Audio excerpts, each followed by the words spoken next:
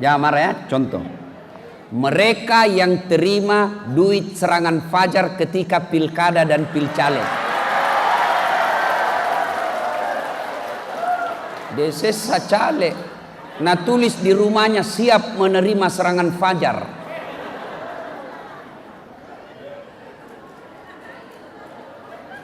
Termasuk anggota DPR yang terpilih karena nyogok. Ada begitu di sini? Ada? Kau salah, kenapa kau pilih dongo? Kau larang orang menyogok tapi kau bilang wane piro.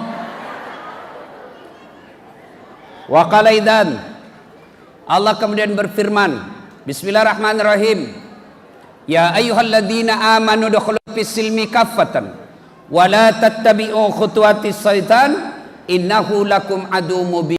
Orang-orang yang beriman, masuklah engkau ke dalam Islam secara sempurna, bukan Islam pencitraan, bukan Islam pilcaleg, bukan Islam pilkada. Kemarin di Samarinda ini waktu pilcaleg ada foto yang saya lihat aneh-aneh, dibawa kepalanya di pinggir jalan, fotonya dibawa kepalanya, baru natulis siap jungkir balik untuk rakyat. Pret. Sekarang yang terpilih jungkir balik mau untuk rakyat. Jangan Islam seperti itu. Wala tattabi'u khutuwatis syaitan, dan janganlah engkau ikuti langkah-langkah setan, karena sesungguhnya setan itu musuh yang nyata bagi kalian. Kira-kira ada enggak setan di tengah-tengah kita? Oh ibu-ibu, ada setan di tengah-tengah kita? Masa ada? Nah orang lagi ceramah ini. Ada, setannya bukan pocong.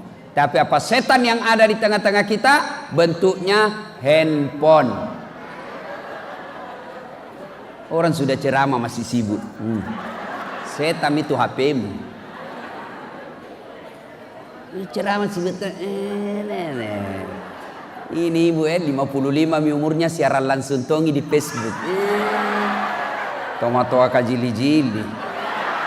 Woi, simpan saya dulu HP ta ibu. Woi, simpan dulu HP ta ibu. Woi, ibu-ibu yang pegang handphone selama saya ceramah, saya doakan suaminya kawin lagi.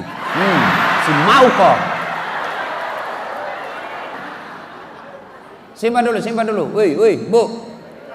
Simpan dulu HP-nya, simpan dulu. Mau sekali dibilang ada HP-nya ini ibu. Malah ada di Makassar, Pak. Saya lagi ceramah. Ini ibu-ibu ngefans betul sama saya. Tapi umurnya 60 nih. Saya lagi ceramah, di depan saya duduk. Barusannya ada orang saya ceramai di belakangi saya. Orang biasanya serius, ini dia belakangi saya. Diambil HP-nya, selfie. Baru dia tulis di WhatsApp, latar belakang Dasat Latif. Saya nak jadikan background. Sebelah ibu, kau kira kapot bunga? Selesai ceramah dia kejar saya, ngefans betul sama saya. Ustadz boleh selfie? Sini bu, saya paling tidak suka orang capek, keringatan disuruh senyum. Ustadz selfie dulu. Ya bu, selfie. Sudah selfie, dia bilang, ulangi dulu Ustadz. Jelek Ustadz. Ulangi lagi Ustadz. Ulangi lagi. Dalam hatiku, biar 10 kali kau ulangi, nah mukamu yang jelek.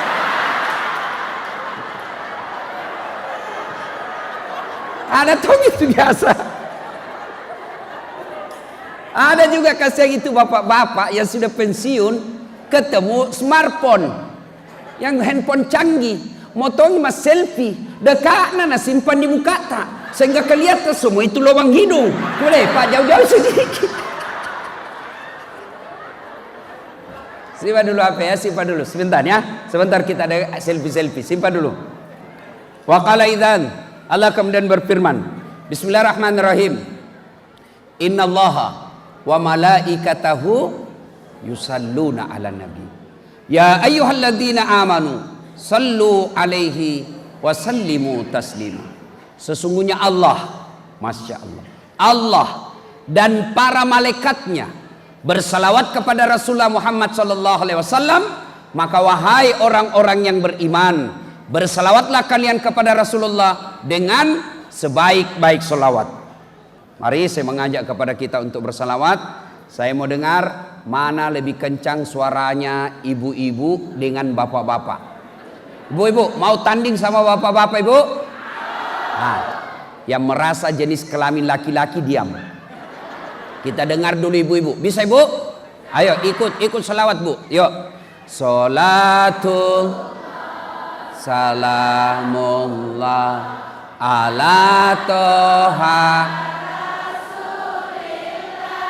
salatullah ala yasin. Masya Allah. Terima kasih. Ini bukan keras. Inilah disebut syahdu. Suara begini yang kasih nafsu laki-laki. Makanya ibu kalau kau ditelepon suaminya orang jangan kasih mendayu-dayu. Assalamualaikum ibu. Waalaikumsalam. Bagaimana suaminya orang tidak nafsu? Lagi di mana ibu? Di rumah aja pak. Lagi ngapain bu? Baring-baring. Bagaimana suaminya orang tidak nafsu sama ibu? Coba kalau ditelepon suaminya orang ya tegas. Assalamualaikum ibu. Waalaikumsalam. Lagi di mana ibu? Di rumah. Ngapain? Kenapa tanda tanya? Berhenti dia teleponku itu besok. Ini waalaikumsalam. Caleda. Banyak juga orang Bugis di sini. Banyak orang Bugis. Coba angkat tangan orang Bugis. Boleh memang ini orang Bugis. Di mana-mana saya di Kaltim ini ketemu sama orang Bugis. Saya pergi biduk-biduk, banyak orang Bugis. Saya pergi Samarinda seberang, bahasa Bugis orang di sana. Saya pergi Loktuan, banyak orang Bugis. Sisa Ngata, banyak orang Bugis. Saya masuk penjara, banyak orang Bugis. Jago ini orang Bugis ini. Dan malam ini ada orang Bugis yang aneh-aneh. Tubal kumisnya namanya Batak tapi orangnya Bugis. Laraha. Luar biasa. Bapak saudara-saudara sekalian. Ibu-ibu diam. Ibu-ibu diam. Kita dengar ini bapak-bapak. Ayo pak, jangan mempermalukan jenis kelamin. Biar bapak sudah usia sakaratil maut. Ayo semangat pak. Yang dapat tadi ini saya lihat kan sudah muka-muka sakaratil maut. Ayo. Salatu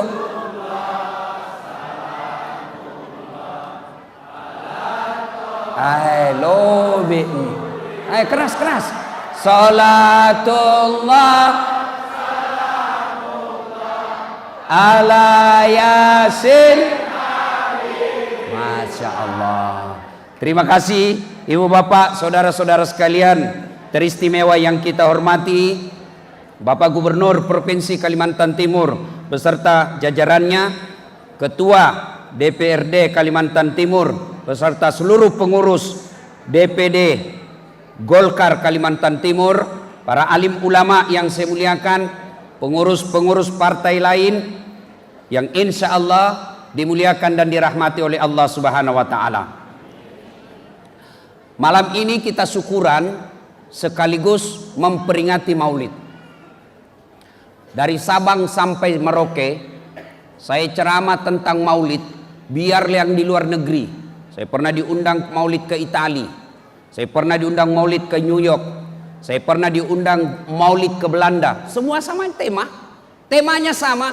Dengan hikmah Maulid kita mencontoh Nabi dalam kehidupan sehari-hari. Tapi masalah besarnya, bagaimana kita mau mencontoh Nabi kalau sejarahnya Nabi kita tidak tahu. Dulu saya kecil, kita kan diajarkan sejarah Nabi oleh ibu kita. Nah, kalau kau makan, jangan kau pakai tangan kiri. Nabi makan pakai tangan kanan.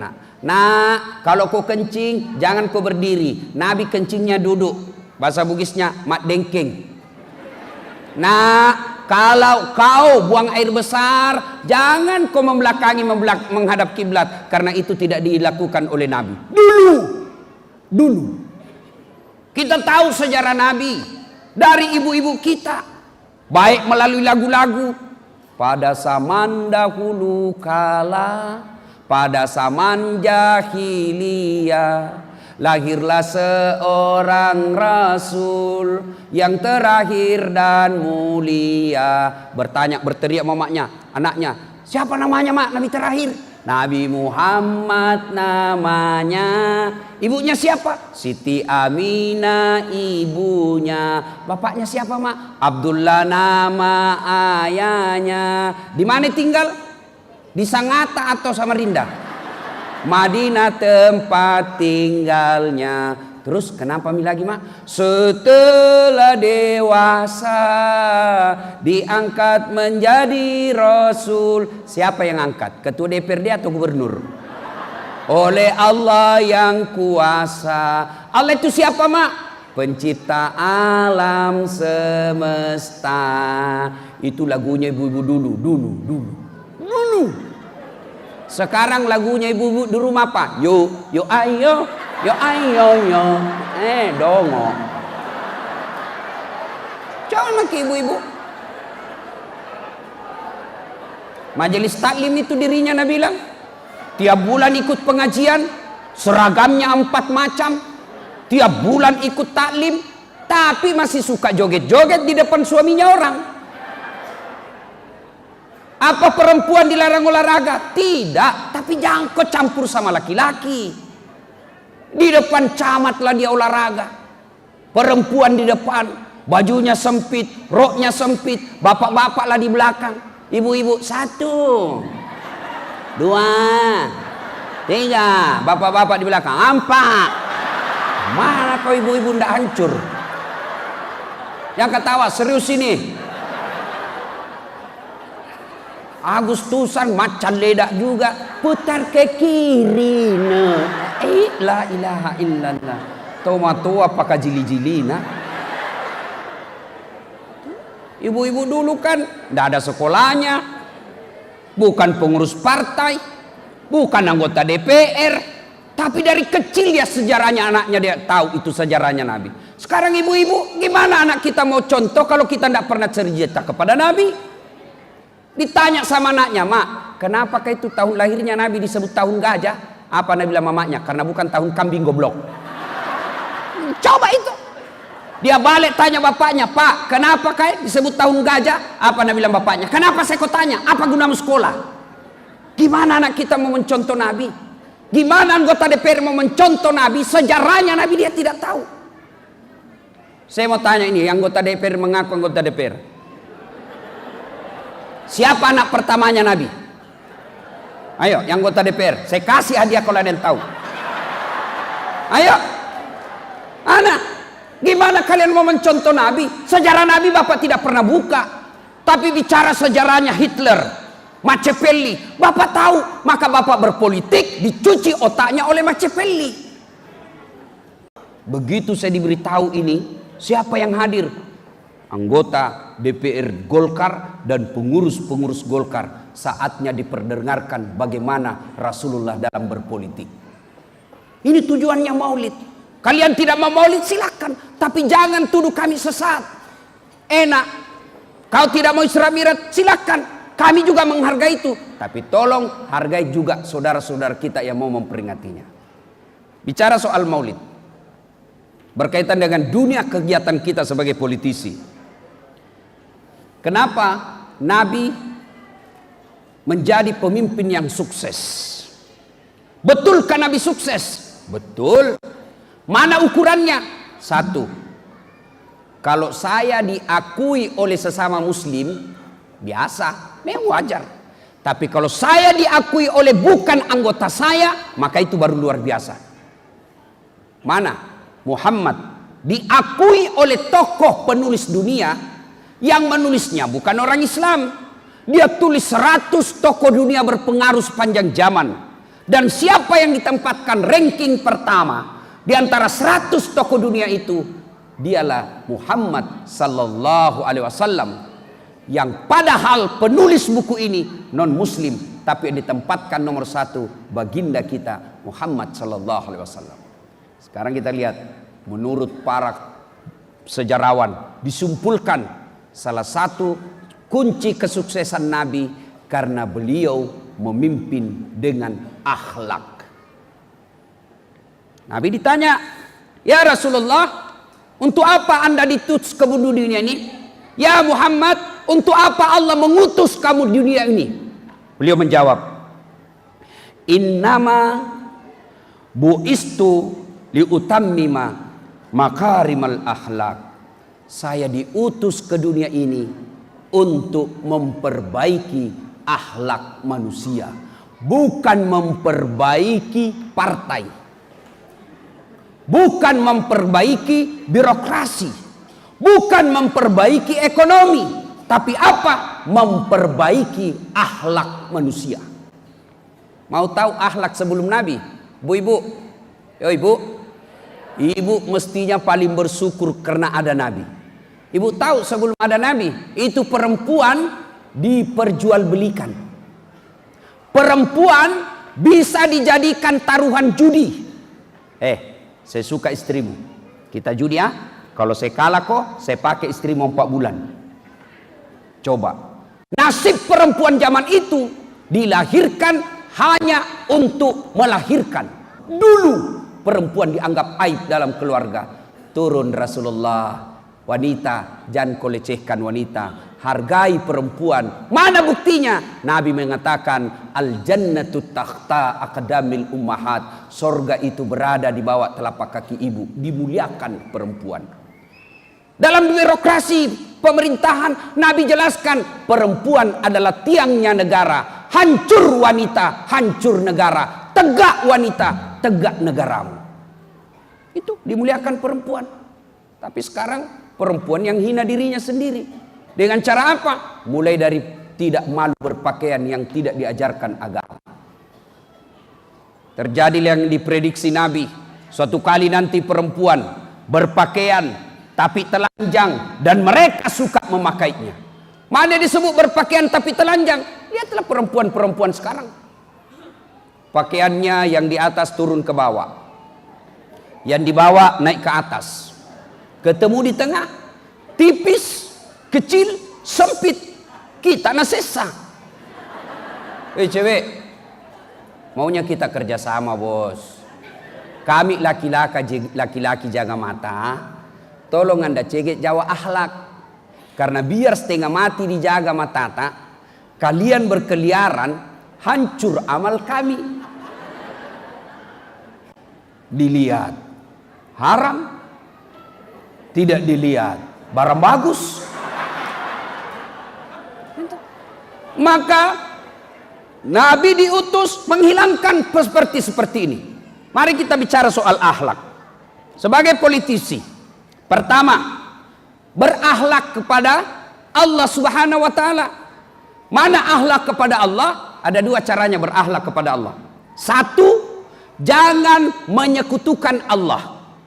Yang kedua, jangan sembah kecuali Allah. Ini akhlak kepada Allah. 1, jangan menyekutukan Allah. Maknanya dalam operasional dunia politik, jangan kau percaya, lebih percaya kalian kepada tim survei daripada keputusan Allah. Itu namanya berakhlak. Sekarang orang mendewa-dewakan tim survei. Mereka lebih percaya kepada lembaga survei daripada ikhtiar berdoa kepada Allah. Maka orang yang berpolitik dengan baik, dia akan serahkan sepenuhnya kepada Allah setelah dia berusaha dan berikhtiar berdoa. Yang kedua, akhlak kepada Allah. Jangan menyembah kecuali hanya kepada Allah. Saya yakin di sini politisi Golkar tidak ada yang menyembah patung. Tidak ada. Tapi apa yang disembah? Jabatan. Apa yang disembah? Kekuasaan. Apa yang disembah? Harta.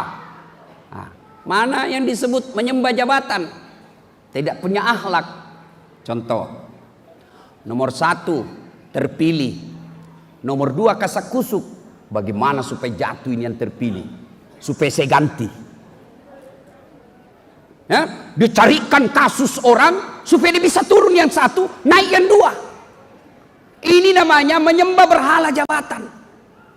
Ini tidak enaknya politik, Pak. Yang terpilih sakit, yang dibawa berdoa, mudah-mudahan cepat mati, naik namaku. Akhlak dalam berpolitik, kalau tidak ada akhlak, Pak, menghalalkan segala cara. Saya ingat ketika Pak Awang Faruk mau maju kedua kalinya, ya kan? Pak Isran Nur waktu itu punya peluang untuk menang. Saya sempat tanya, Pak Bupati, kenapa tidak maju? Ini peluang besar. Apa kata beliau? Pak Wang Faruk termasuk orang yang membesarkan saya. Ini etika, akhlak. Banyak sekarang politisi dibesarkan oleh seniornya, diberikan peluang oleh seniornya. Setelah dia punya peluang, dia dorong seniornya menjadi orang hancur. Ini orang tidak bagus dalam berpolitik. Maka politik tambah etika, kalian bisa lebih hina dari binatang. Etika siapa yang mengajarkan? Agama. Maka tidak betul ketika kita berkata, jangan bawa-bawa agama ke dalam politik.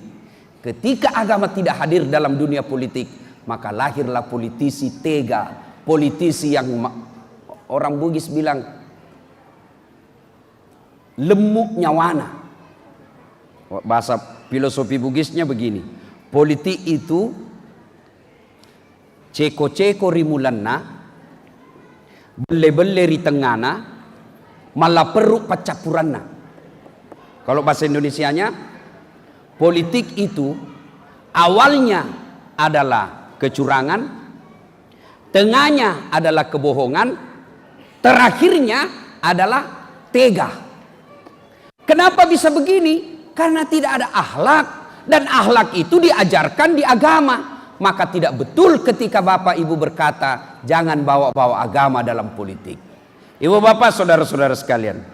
Nah, sekarang ketika menyembah Allah kita abaikan, menserikatkan Allah kita lakukan, maka tentu Allah marah. Lalu ketika Allah marah, maka Allah memakai makhluknya yang lain untuk menegur kita. Gimana cara Allah menegur? Makhluk Allah marah, disuruh marah. Apa? Air. Marah ku air, banjir. Bayangkan, air laut naik jalan-jalan ke darat, pulang bawa manusia, tsunami. Makhluk Allah marah, tanah goyang, gempa. Kalau dulu kita cuma kenal gempa, sekarang ada lagi namanya likuidasi. Itu likuifaksi. Coba, itu kalau Allah marah, makhluk Allah yang lain dipergunakan untuk menegur manusia. Nah, ibu bapak saudara-saudara sekalian, itu dulu akhlak kepada Allah. Yang kedua, akhlak kepada sesama. Tidak usah dulu kepada orang lain, kepada keluarga dari dulu. Mari kita lihat, dengar akhlaknya Nabi kepada istri dulu. Rasulullah Sallallahu Alaihi Wasallam suatu ketika pulang ceramah, kalau kita sekarang begitu ketuk pintu, Assalamualaikum ya Khumaira, tidak ada jawaban. Ketuk 2 kali, tidak ada jawaban. Ketuk 3 kali, tidak ada jawaban. Apakah Nabi tendang pintunya? Tidak. Nabi ambil serbannya, dihamparkan depan pintu. Beliau tidur beralaskan serban, rela kedinginan semalam suntuk. Kenapa? Karena tidak mau mengganggu istrinya yang lagi pulas tidurnya. Pas bangun istri beliau, apakah Nabi marah? Subhanallah, Nabi ambil tangan istri beliau lalu berkata, adindaku sayang, maafkan saya karena saya terlambat pulang tadi malam sehingga saya tidak bisa memberikan kehangatan dalam tidurmu. Masih ada suami seperti ini? Bapak-bapak misalnya ini ketua komisi Pak, rapat 24 jam, pulang di rumah ditutupkan pintu, apa bapak ambil? Woi, buka kau gendu, setengah mati carikan kau tutup pintu, bukai. Coba Rasulullah minta maaf. Apalagi akhlak Rasulullah itu, beliau kalau minum bersama istri beliau, diminumnya 1 teguk kasih istrinya. Hebatnya lagi, bekas bibirnya istrinya yang diminum. Coba kalau misalnya minum kasih lagi Aisyah. Hebatnya kalau di sini bibirnya Aisyah, ini juga yang diminum Nabi. Coba kalau bapak-bapak minum bekas bibirnya istri, bau betul mulutmu.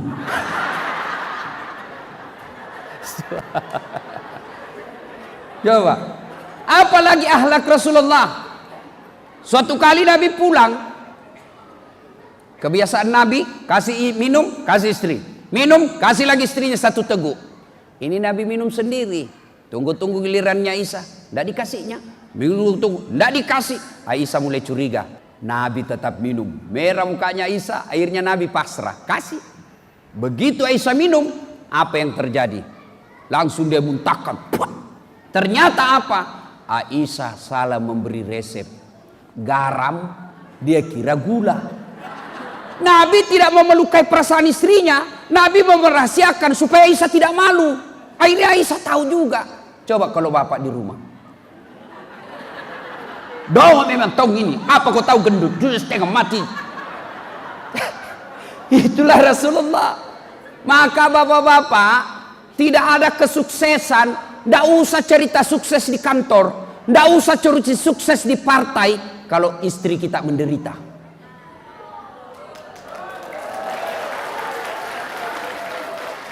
Pak. Coba. Saya pernah pergi khutbah di Tanah Bumbu. Ada orang datang curhat selesai khutbah. Dia pegang paha saya. Ustadz, tolong doakan saya. Kenapa Pak? Saya ini kasihan 4 tahun merantau ke sini. Tahun-tahun pertama sukses betul sampai sekarang. 2 bulan terakhir saya bangkrut. Saya mau pulang kampung, malu pulang meninggalkan utang. Saya mau tinggal dikejar saya sama orang di sini mau dipotong. Tolong doakan saya Ustadz. Saya bilang baik. Saya bilang saya doakan, Bapak tolong jujur. Bagaimana perlakuan Bapak kepada istrinya selama ini? Apa dia bilang? Wah, itu dia Ustadz.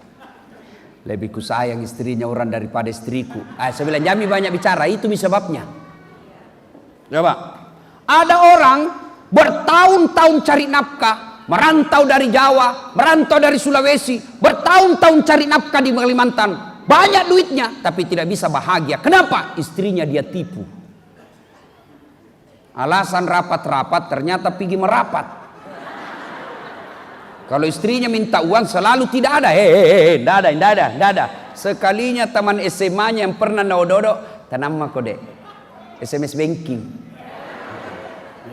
Tidak akan ada kebahagiaan bagi mereka yang mendurhaka istrinya. Tidak akan ada. Coba, Bu Bapak, saudara-saudara sekalian, masih ingat waktu menikah Pak? Bapak masih ingat waktu menikah? Coba dengar kalimatnya waktu kita menikah. Saudara Dasat Latif, saya nikahkan engkau dengan anak gadisku Naura Siddiqia Nasrun dengan mahar seperangkat alat sholat tunai karena Allah. Siapa yang kita jadikan jaminan? Siapa yang kita jadikan garansi? Bukan gubernur, bukan ketua partai. Siapa? Allah Subhanahu wa ta'ala. Lalu pantas ketika kita hianati itu yang kita halalkan atas nama Allah, pantas 30 tahun kita ngurus partai kok tidak bisa bahagia hidup kita. Kenapa? Karena istri yang setia mendampingi kita Bapak hianati. Heran saya lihat kadang kala orang sopan sama istrinya orang, tapi sama tetangga, sama tetangganya sopan, sama istrinya kasar. Sama tetangga, Assalamualaikum Ibu. Gimana kabar Ibu? Sehat-sehat? Sehat Pak Haji. Sekalinya istrinya tahan tuh kaki. Dimana simpang kaki nu dong? Kalau sudah tua biar jalan dan tahu juga. Bingung. Coba. Mau Ibu punya suami seperti Nabi? Mau Ibu? Pertanyaan buat Ibu, sudahkah Ibu punya sifat seperti istrinya Nabi? Yang jadi masalah. Ibu mau punya istri seperti Nabi, suami seperti Nabi, tapi kelakuan ibu kayak orang tidak punya agama. Setengah mati suaminya carikan uang, ibu kita kira itu gampang jadi laki-laki? Ibu, kita kira gampang jadi laki-laki? Ibu itu ditanggung dunia sampai akhirat. Ditanggung dunia sampai akhirat. Dunia suami mikir, bagaimana supaya suami istriku bisa beli cincin dia pulang tidak dihina orang? Bagaimana supaya saya bisa belikan mobil istriku supaya dia pulang kampung tidak dihina saudaranya? Bagaimana supaya istriku pakai AC kamarnya supaya baik kulitnya? Dipikir semua itu suami. Dan bukan cuma sampai itu, di akhirat suaminya ulama, suaminya hafal Quran, istrinya tidak pakai jilbab, istrinya tidak sholat, istrinya tidak puasa Ramadan, ku ampusakum wa akhlikum nar. Suami, kau temani istrimu masuk neraka, ditanggung ibu sampai di akhirat. Beda ibu-ibu, suami tukang judi, suami pemabuk, suami koruptor, suami tidak sholat, suami tidak puasa, tapi istrinya baik agamanya, tidak ada urusan, kata Nabi. Jangan korus itu, suamimu punya dosa, kalian tidak ada urusan dengan suamimu. Bahkan Nabi jelaskan, silakan kau pilih pintu surga yang kau mau kalau istri baik sifatnya. Makanya ibu jangan suka ngomel.